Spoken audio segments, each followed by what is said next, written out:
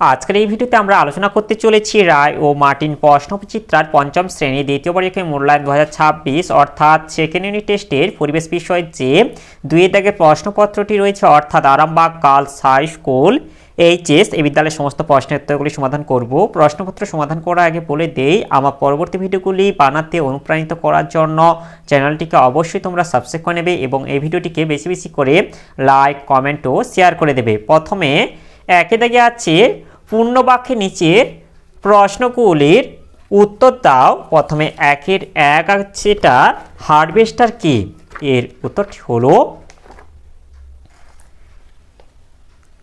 যে অত্যাধুনিক যন্ত্রের সাহায্যে ধান কাটা ও ঝাড়া হয় তাকে হারভেস্টার বলে।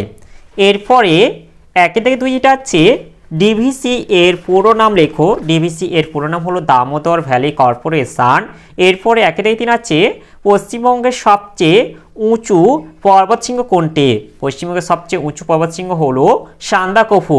এরপর আছে তার উচ্চতা কত মিটার? তার উচ্চতা 3630 মিটার। এরপরে একের চার যেটা আছে কোন দুটি নদী মিলে গিয়ে ঘাটালের কাছে রূপনারায়ণ নদ নাম হয়েছে? এটা হবে দ্বারকেশ্বর ও শিলাবতী দুটি নদী মিলে গিয়ে ঘাটালের কাছে রূপনারায়ণ নদ নাম হয়েছে। এরপরে একে থেকে পাঁচ যেটা আছে গান্ধীবুড়ি কাকে গান্ধীবুড়ি বলা হয়? তবে মাতঙ্গিনী হাজরাকে গান্ধীবুড়ি বলা হয়।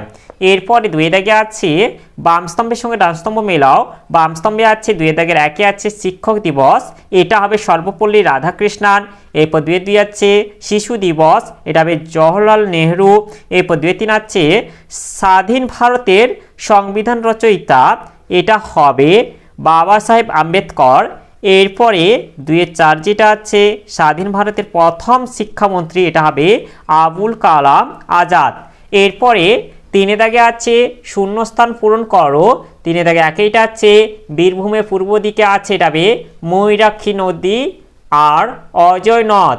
এরপরে তিনে দুই যেটা আছে জলদাপাড়া ছাড়াও জলপাইগুড়িতে আর একটি বন আছে যার নাম, এটা হবে গরুমারা। এরপরে তিনের তিন আছে সারা বছর জল থাকে যে নদীতে তাকে বলা হয়, এটা হবে নিত্যবহ নদী। এরপরে তিনের চার আছে ইংরেজদের বিরুদ্ধে লড়াই করবার জন্য নেতাজি বানিয়েছিলেন, এটা হবে আজাদ হিন্দ ফৌজ। এরপরে তিনের পাঁচ যেটা আছে রেশম কীট পালনের জন্য, এটা হবে তুঁত গাছে চাষ হয়। এরপরে চারে দাগে আছে নিচের বাক্যগুলির মধ্যে যেটি ঠিক সেটি লিখে তার পাশে ঠিক চিহ্ন দাও আর ভুল বাক্যটি লিখে তার পাশে কাটা চিহ্ন দাও। চার দাগে একইটা আছে কোয়াশ গাছ দেখতে পেঁপে গাছের মতো, এটা ভুল হবে।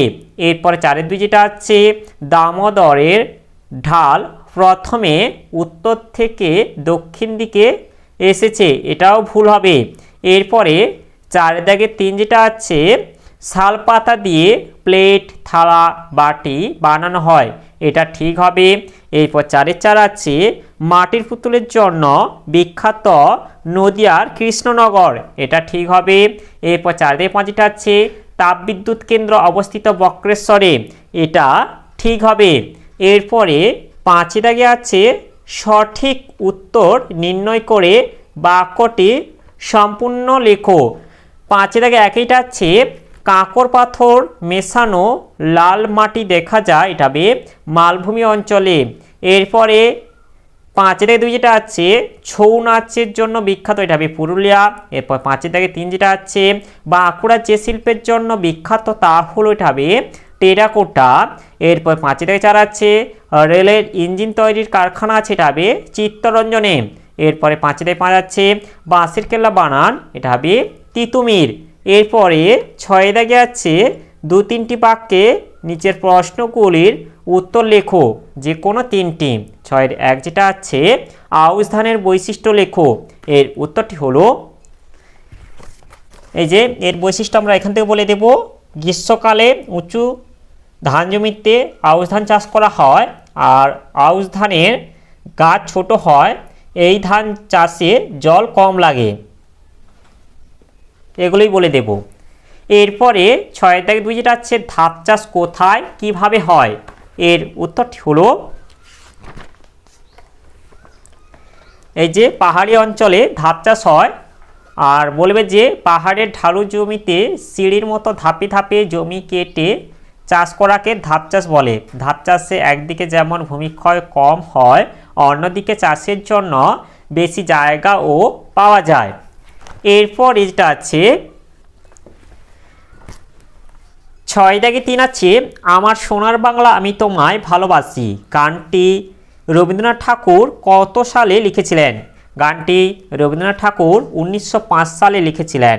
এরপরে আছে কোন ঘটনার বিরোধিতা করে তিনি এটি লিখেছিলেন? এটা বঙ্গভঙ্গের বিরোধিতা করে তিনি এটাই লিখেছিলেন।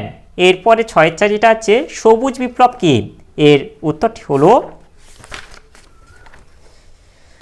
এই যে আমরা এটাই বলে দেব, সংজ্ঞা প্রথমে আছে 1960-এর দশকে ভারতীয় কৃষিতে যে ব্যাপক উৎপাদন বৃদ্ধি ও আমূল পরিবর্তন ঘটে তাকে সবুজ বিপ্লব বলে। কারণ এক হচ্ছে উচ্চ ফলনশীল বীজের ব্যবহার বৃদ্ধি, 2 হচ্ছে রাসায়নিক সার ও কীটনাশকের ব্যাপক ব্যবহার, 3 হচ্ছে ডিপ টিউবওয়েলের বসিয়ে জলসেচের ব্যবস্থা, 4 হচ্ছে কৃষিজ যন্ত্রপাতির ব্যবহার বৃদ্ধি প্রভৃতি কারণে ভারতীয় কৃষিতে উৎপাদন বৃদ্ধি পেতে থাকে। এরপর যেটা হচ্ছে প্রভাব।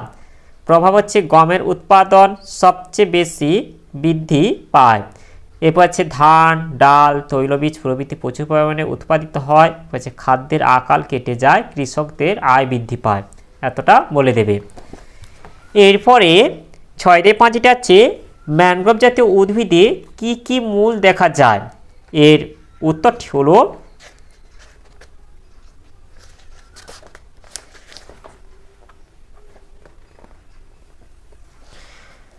এই যে ম্যানগ্রোভ জাতীয় উদ্ভিদে সাধারণত 2 ধরনের মূল দেখা যায়। এক হচ্ছে শ্বাসমূল। শ্বাসমূল হলো লবণাক্ত জলাভূমিতে ম্যানগ্রোভ জাতীয় উদ্ভিদে শ্বাস গ্রহণে অসুবিধা হয় বলে এক বিশেষ ধরনের মূল মাটির উপরে বেরিয়ে আসে বাতাস থেকে অক্সিজেন গ্রহণ করার জন্য। এগুলিকে শ্বাসমূল বলা হয়। যেমন হচ্ছে সুন্দরী, গরান, গেমা প্রভৃতি গাছে হচ্ছে শ্বাসমূল দেখা যায়।